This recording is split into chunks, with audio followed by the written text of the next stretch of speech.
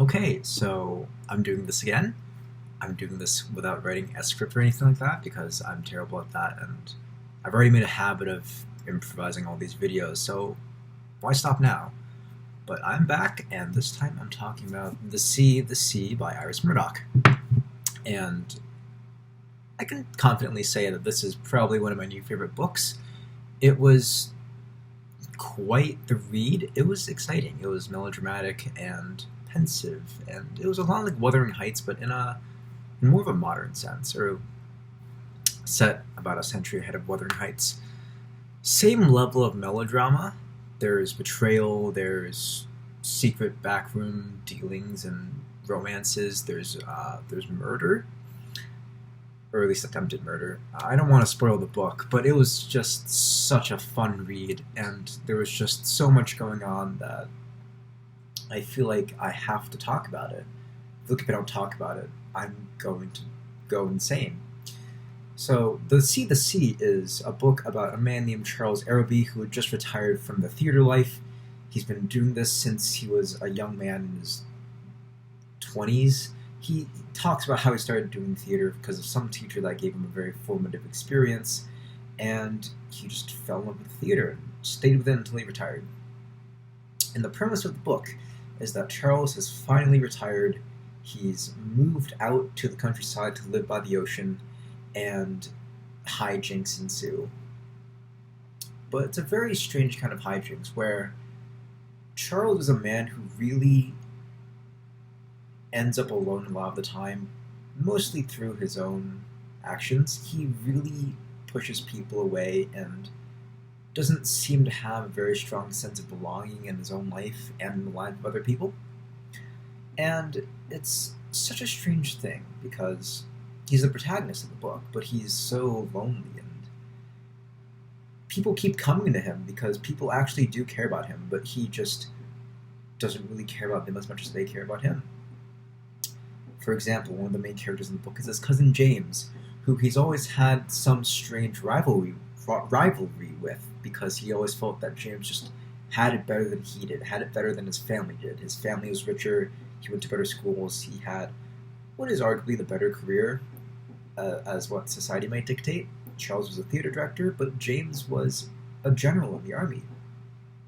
And there's a very obvious tension between them. It's always awkward in the scenes between them, but there's a strange sense of brotherhood to them as well, because they're about the same age and they spent a lot of time together as children, and they acknowledge this. There's one scene where James and Charles reminisce about the times they used to just spend skipping stones and being boys together. It's a touching moment because it's during a very tumultuous point in Charles's life, which I will get to later. But a very big point of the book is how alone Charles is. The very premise of the book is that Charles wants to write a memoir about his first great love, which is actually a little bit misleading from him. He's not, what's the word? He's not an unreliable narrator, but he's definitely a little self-obsessed, a little egocentric. And he really enjoys talking about himself, both to himself and to the reader, because it's intended to be a memoir. And the book is meant to be a memoir about his great love affair with his mentor, Clement. I forget her last name. Clement Mackin. And the entire book is him not writing a memoir about Clement, but actually about his time spent in a little house called Shrough End by the ocean. And the main driver of the book is that Charles's young love, Hartley, lives in the same village as him. He hasn't seen her since they were 18 years old, but now he's well into his 50s and even his 60s, I believe. And he runs into her all of a sudden, and he just goes completely mad with his old affection and his old infatuation with her. He's delusional about it. He locks her in his house, partially because she wants to be there, but partially because he forced her to stay in his room. And it's such a strange scene, too, because the reason Charles locks Hartley in his house is because he thinks he's saving her. But the question really is he actually saving her, or is he just delusional and trying to salvage something from his past that he thought he lost and could never get back, but now that he has the opportunity to do so, he goes completely insane with it. And there's a whole colorful cast of characters, which does sound like a cliche now that I say it, but there are a lot of fun characters. There's his cousin James, there's Gilbert, who is very queer-coded, and hangs out at Charles's house out of nowhere, just shows up.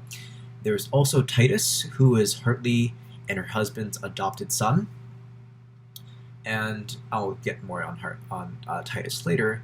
And there's also other characters such as Peregrine, who is very much an alcoholic. There's Lizzie, who is younger than Charles, and Charles basically used her as I forget the word, but he basically just used her and didn't treat her very kindly. He doesn't treat anyone very kindly in the book.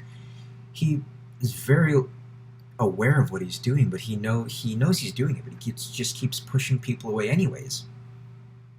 And some of the more obvious points is when he realizes or finds out from James and Lizzie that they confessed that they already knew each other before coming to his house, and he just sends them off. He just wants them to get out of his life. But back to the point, Charles just gets all these characters in his house. They just show up out of nowhere to see him and spend time with him, and he really doesn't want them there because he feels like they're interfering with his plans and his life, which again gets back to the point of how lonely Charles is and how much he just pushes people away even though they care about him. And this happens right around the same time that Charles locks Hartley in his house. And it's just really awkward because they all know she's there. They're all trying to tell him to fix the situation, to return her to her husband, but Charles is absolutely sure that he's doing the right thing by her. He's absolutely sure that he can get Hartley to fall back in love with him and leave her emotionally and possibly physically abusive husband. But he's completely delusional about it. He's absolutely certain that he can get Hartley to leave her husband for him.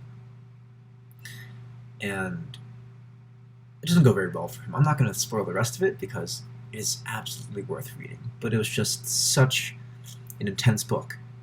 It packs so much action. It's not really action either. It's not a thriller like some other books might be. It's not overly dramatic like an Anna Karenina with certain scenes. And it's not like Moby Dick either, where it's hunting whales. It's also not like Wuthering Heights. Actually, I take that back. The Sea is a lot like Wuthering Heights. Very gothic setting, set by the sea, a bit of a lonely setting, and yet so many people flock to Charles's house. And it was just a really fun read. Charles is a tragic character. He could have all these people in his life, but he just pushes them away. One example of this is when he really wants this one character, Rosina, to leave him alone, and she threatens to kill him.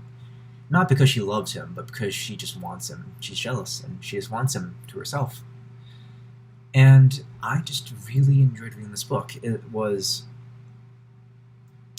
just really about dreams that could have been and dreams that never were, and trying to salvage that. Charles kind of lived the high life. He was a renowned theater director. He moved around in social circles. He had a fulfilling career, and he just doesn't feel fulfilled. There's always this sense of longing and void in Charles's character. Like, there's something he just needs in his life to complete him. Not necessarily Hartley. Honestly, I'd say that's the last thing he needed, because he went completely insane with that. But he's just such a lonely character, and there's just something that he needs to fix him, but he can't be fixed by the end of the book. And that's how it is sometimes. But he was very...